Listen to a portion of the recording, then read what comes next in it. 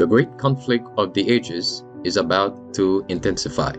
But remember the words of Jesus. In me ye might have peace.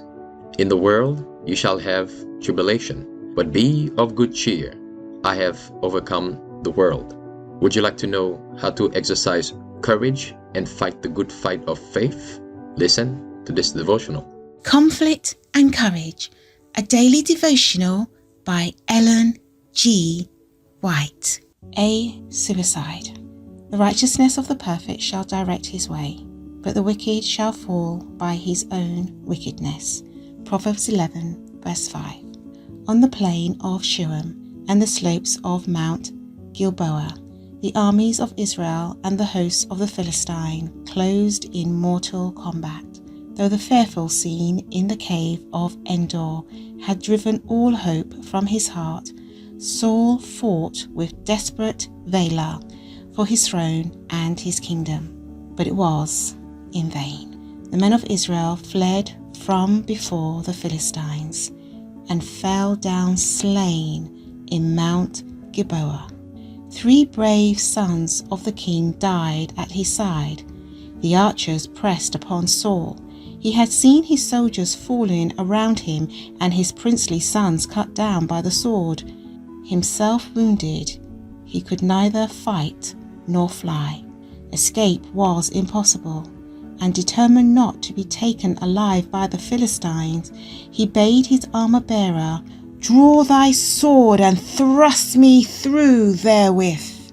When the man refused to lift his hand against the Lord's anointed, Saul took his own life by falling upon his sword. Thus the first king of Israel perished with the guilt of self-murder upon his soul. By following the dictates of Satan, Saul was himself hastening the very results which, with unsanctified ability, he was endeavoring to avert. The counsel of the Lord had been disregarded again and again by the rebellious king, and the Lord had given him up to the folly of his own wisdom. The influences of the Spirit of God would have restrained him from the course of evil which he had chosen, that eventually worked out his ruin. God hates all sin, and when man persistently refuses all the counsel of heaven, he is left to the deception of the enemy to be drawn away of his own lusts and enticed. The first king of Israel proved a failure because he set his will above the will of God. Through the prophet Samuel, the Lord instructed Saul that as king of Israel, his course of action must be one of strictest integrity. Then God would bless his government with prosperity.